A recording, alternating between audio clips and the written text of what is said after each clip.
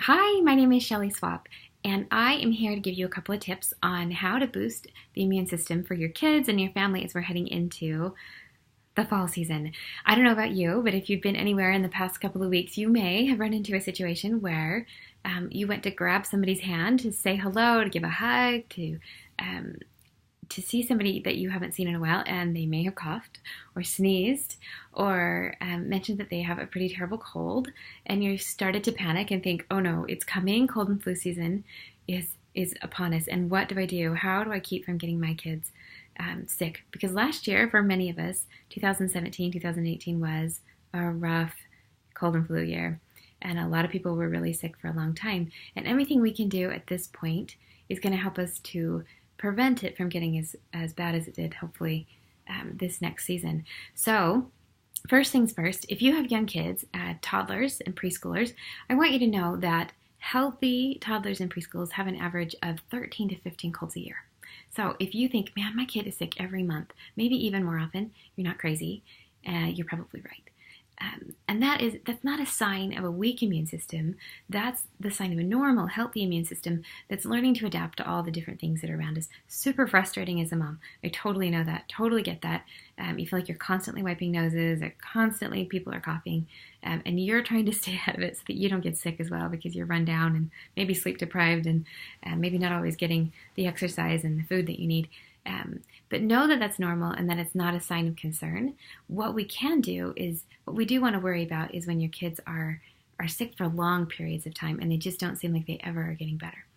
But let's talk about the normal immune system and how we can keep it boosted and functioning, and how we can reduce the length of some of these viruses and stuff that we'll come in contact with inevitably throughout the school year. My first and best tip is to limit sugar, and it's the hardest one, I know. So understanding what sugar does to your body, refined sugars, what it does to your body, it actually suppresses your immune system for 30 to 120 minutes, depending on how much we ingest and when we ingest it. So if you're having sugary cereal for breakfast, you're getting a sugary snack midday, you're getting a little sugar with your lunch, maybe a sugary juice, sugary drink, or cookies after lunch, there's candy on your desk, or candy at the school, or candy for your kids when they walk in the door. Your teenagers are picking up a Starbucks or whatever it is on their way home from school with a ton of sugar in it, and then you're having a dessert at dinner. Even if you're eating a ton of fruits and vegetables and whole grains with that, your system's immune response is being suppressed every time you eat sugar. And if you're doing it 4 or 5 or 6 or 7 times a day, that's a lot of hours of the day that your immune system is not functioning at its full capacity. And there's only so much we can do when we're not allowing our system to function at full capacity. So my first challenge, my first word of advice is look around, see how much sugar your kids are getting on a daily basis, and see if you can really limit it to maybe one time a day, to the time of day when they're not going to be exposed to as many people or as many things that other people have touched, where they can pick up those germs. And then our next step is, how are we going to give our bodies what they need to fight off those pathogens, those viruses, those things that we come in contact with on a daily basis. And, number one, all-time helper is vitamin C. My favorite is a liquid vitamin C. We strive to get about 1,000 milligrams a day in each of our kids and in ourselves, more so when we're in the throes of cold and flu, and we feel like every time we go anywhere, you hear coughing and sneezing and all those things. My favorite, I said, is a liquid vitamin C, which I will put a link to at the bottom if you want to check it out. A lot of people love Emergency. That's a great one too. There's a lot of products out there on the market. The trick is you got to use them every day to help boost your immune system. Another one of my favorite tips is elderberry. So elderberry grows wild throughout the western Mountain West here. I've seen it, in fact, in many parts of the United States, and has long been treasured for its antiviral. In fact, it's used all over the world. It's my first line of defense when you feel like you are, coming down with something. Elderberry has been shown to reduce the amount of time that a virus is active in your body, because it stimulates white blood cell activity. It gets in there and it really kicks those viruses